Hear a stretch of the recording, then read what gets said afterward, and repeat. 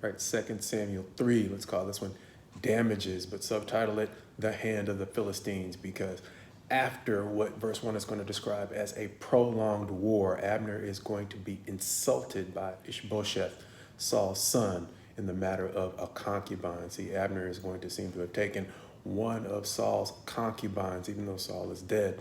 Ishbosheth is going to be insulted by that, and he's going to confront Abner about it, who in turn is going to be insulted, and his response is going to be, I've held almost all of Israel for you for all this time, keeping it from David, and you're going to confront me about a dispute over a woman. And so he is now going to decide to give everything that he has held for Ishbosheth over to David. And in the course of the negotiation, Abner is going to make an admission that he really didn't do this in innocence. And we'll see that in verse 17, where it says, And Abner conferred with the elders of Israel, saying, For some time past, you have been seeking David as a king over you.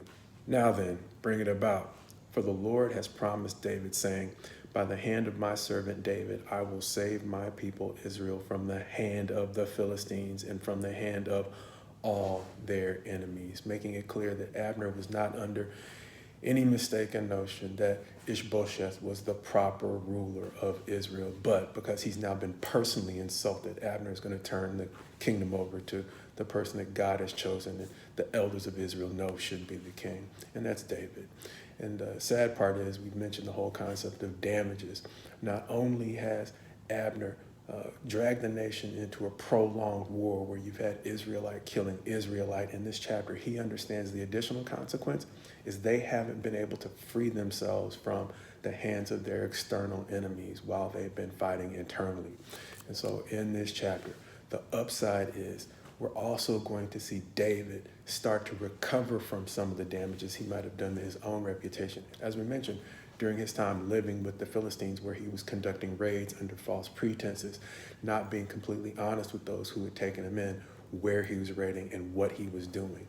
And so we ask the question, what is a man who is otherwise known for integrity going to do once he's made decisions that have called his integrity into question? And now we're going to begin to see how David does that, understanding that Joab is not going to be content once David reaches a peace and a negotiation with Abner. Joab's not going to be content to let go the fact that Abner has killed his youngest brother.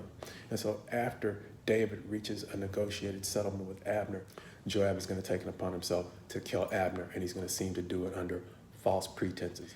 Even worse, he's going to do it in a way that could potentially make it look like David has brought Abner in under false pretenses only to kill him and take control of the kingdom. But David is going to not only mourn, he's going to call the nation to mourn for Abner, much the way he mourned for Saul.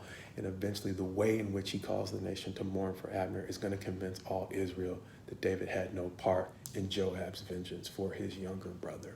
And so in this chapter, it seems that we get to see two men making amends for damages. Abner is eventually going to make amends for the damages that he's caused to the nation of Israel at the expense of his own life, understanding that in a time when he and everyone else could have moved forward into peace, during the course of a war that he started to keep David from taking control of Israel, he killed Joab's youngest brother, and Joab wasn't willing to let it go. And so in seeking once again to maintain control, Abner, much like Saul, lost everything. On the other hand, David, having potentially damaged his reputation for things done during his time with the Philistines, is now making it clear that his reputation is important to him. And he's going to extreme lengths, not only to make it clear that he had no hand in conspiring to kill Abner, but making it clear that he wasn't going to reward the young man, the Amalekite, who wanted to take credit for killing Saul. And so even though David made difficult decisions that might have damaged his reputation during his time on the run with the Philistines, he's making it clear that as king, he wants to do everything he can to repair the damage done to his reputation with the choices that he's now making as king of Israel. Which is why we often say God's best to you as you go forward in him, God willing, learning from David's example of the importance of repairing any damage that might have been done to your credibility insofar as it's in your ability to do so.